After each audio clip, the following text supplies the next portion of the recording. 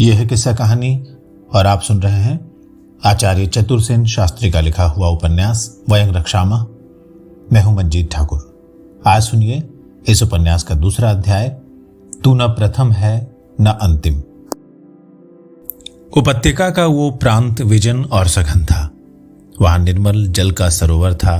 सरोवर में शतदल कमल खिले थे। ताल तमाल हिंताल की सघन छाया में मध्याह्न की धूप छनकर शीतल होकर सोना सा बिखेर रही थी।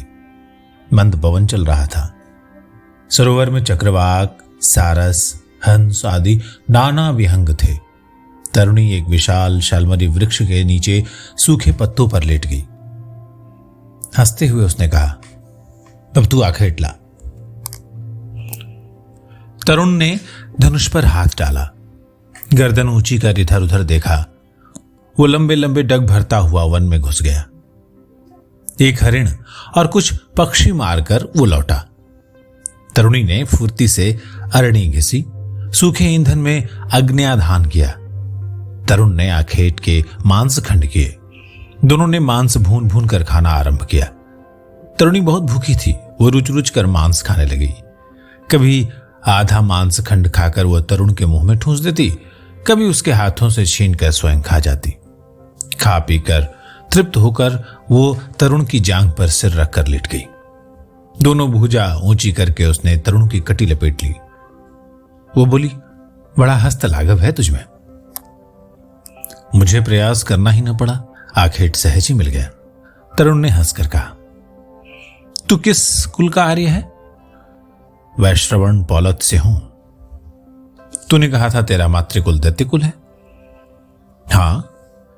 कहां का? लंका का। मैं लंकापति सुमाली दैत्य का दौहित्र हूं। अरे वाह प्रिया! तरुणी हर्षोल्लास से चीख उठी। आनंदातिरेक से उसने धक्का देकर तरुण को भूमि पर गिरा दिया। फिर उसके वज्र वक्ष पर अपने अनावृत उन्मुख यौवन युगल डालकर तरुण के अधर चूम कर बोली, सुपूछित है तू। उसे अपने में प्रविष्ट सा करता हुआ युवक बोला, तो क्या लंकाधिपति सुमाली को जानती है? सुपूछित है लंकाधिपति दैत्येंद्र सुमाली का कुल। मेरा पिता दैत्येंद्र का सेनापति था। हिरण्यपुर के देवासुर संग्राम में उसने विष्णु से युद्ध किया था। तरुण ने दोनों भुजाओं में उसे लपेट वक्ष में दबोच लिया और उसके सघन जघन को अपने संपुष्ट जंघाओं से आवेष्टित करते हुए बोला, तब तो तू मेरी ही है। उसने अपना शिथिल गात्र जैसे तरुण को अर्पण करते हुए सुरासुरभित आवेशित गर्म श्वास देते हुए कहा, आज मैं तेरी हूं, तू स्वच्छंद रमण कर। और आज के बाद? तरुण ने अपने दांत तरुणी के दांतों पर रगड़ते हुए कहा, जैसा मेरा मन होगा, जैसा मुझे रुचेगा। उसने नेत्र निमीलित कर लिए। तमाल की सघन छाया में छनकर अपराह्न की सुनहरी धूप उसके अनावृत विवसन संपुष्टित अंगों पर पड़ रही थी। सरोवर में पक्षी कलरव कर रहे थे। दोनों निश्चल निस्पंद उस विजन वन में पर्णशैया पर एक दूसरे में समाये हुए से आनंदातिरेक से तृप्त सुप्त विस्मृत पड़े थे। तरुणी ने तरुण के कान में अधर लगाकर कहा, अब उठ। तरुण ने तरुणी के होठों पर होठ रखकर वक्ष पर भार डालते हुए होठों में ही कहा, ठहर तनिक, अब नहीं, देखता नहीं सूर्य की किरणें तिरछी हो चली। उसने धकेल कर तरुण को अपने से पृथक किया और हंसती हुई उसे खींचकर जल में धंस गई। दोनों विवसन विजन वन के अगम जल में क्रीड़ा करने लगे। अमल नील जल आंदोलित हो उठा। दोनों एक दूसरे के पूरक, एक दूसरे के एकांत साक्षी थे।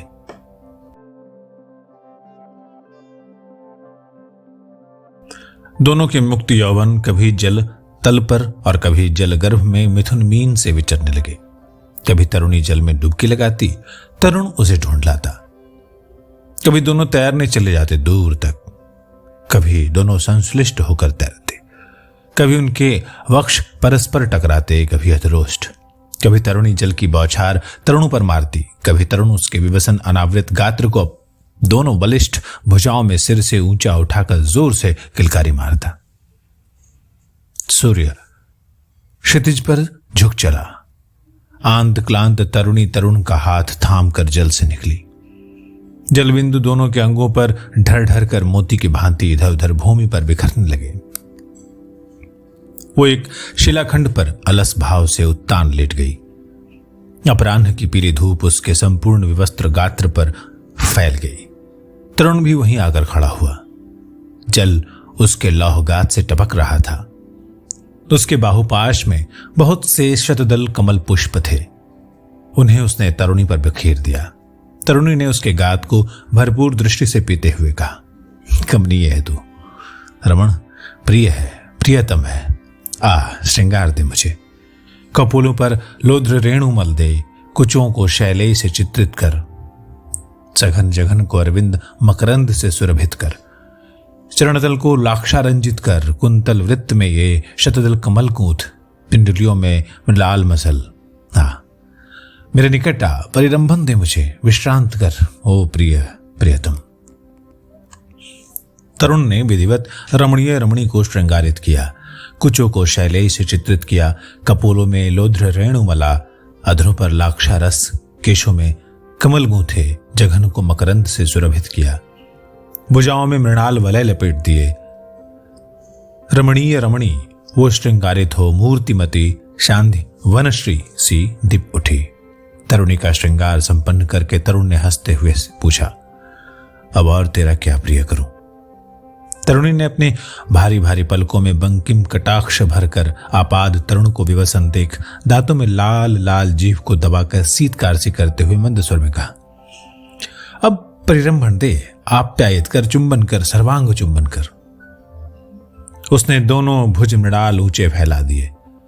तरुण ने आह्लाद अतिरेक से आवेशित सा होकर सांध्य वनश्री से उस कमनीय कामनी को अपनी बलिष्ठ भुजाओं में अधर उठाकर वक्ष में समेट लिया और उसके प्रत्येक अंग के अणगिनत चुंबन ले डाले।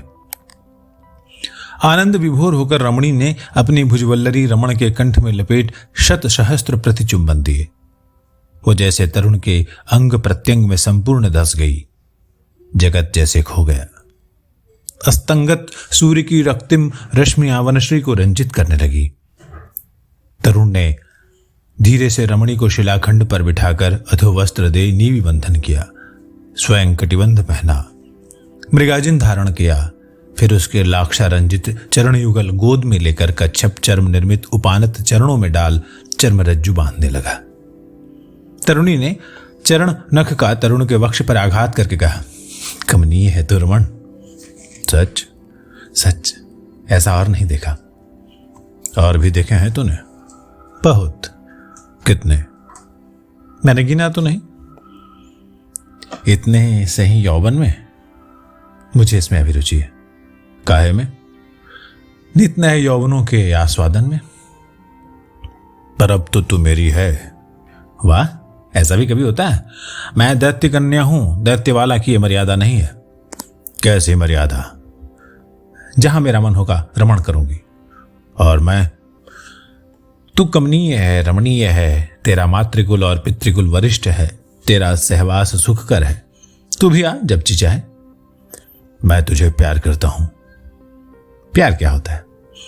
जो प्राणों में प्राणों का विलय करता है।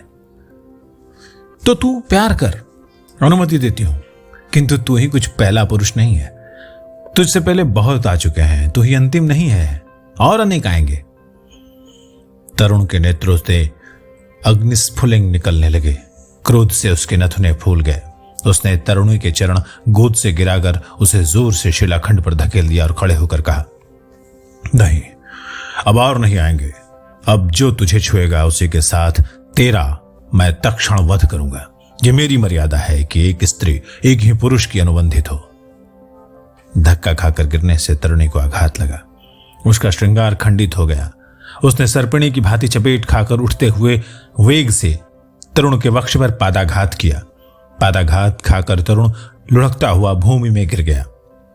उसके उठने से प्रथम ही तरुणी ने फिर पादाघात किया, फिर किया, फिर किया। तरुण का सारा शरीर धूल में भर गया। उसके मुख से खून झरने लगा। इससे तनिक भी विचलित न होकर तरुणी ने भुजंगिनी की भांति फूत्कार करते हुए कहा, दैत्य कुलपति की कुमारी पर मर्यादा बांधने वाला तू कौन होता है रे अधम? पादाघात करने के लिए उसने फिर से चरण उठाए। तरुण उछलकर एक ओर खड़ा हो गया। मुख का रक्त पोंछकर उसने कहा, तेरे साथ मैंने रमण किया है, अब तुझे वध नहीं करूंगा, पर तू मेरी है, केवल मेरी। स्पर्श तो दूर, अब तू किसी पुरुष का ध्यान भी नहीं कर सकती। रमण किया है तो रमण की भांति बात कर, मूर्खता न कर। मुझे भी तेरा विग्रह स्वीकार नहीं है, मैं तुझ पर प्रसन्न हूं। तू मांग ले। क्या? जो तुझे चाहिए। मुझे देगा तू? वो जोर से अट्टहास कर उठी। दूंगा, मांग ले, तरुण ने आवेश में आकर कहा। इस मरकत मेखला पर इतराता है तू? तरुणी ने उसकी कमर में बंधी महार्घ मरकत मणि की मेखला को हाथ में छूकर कहा, तो यही ले। देख विपिन, तू दाता है कि याचक? तेरे प्यार का याचक हूं। तो याचक ही रह, दाता का दंभ न कर।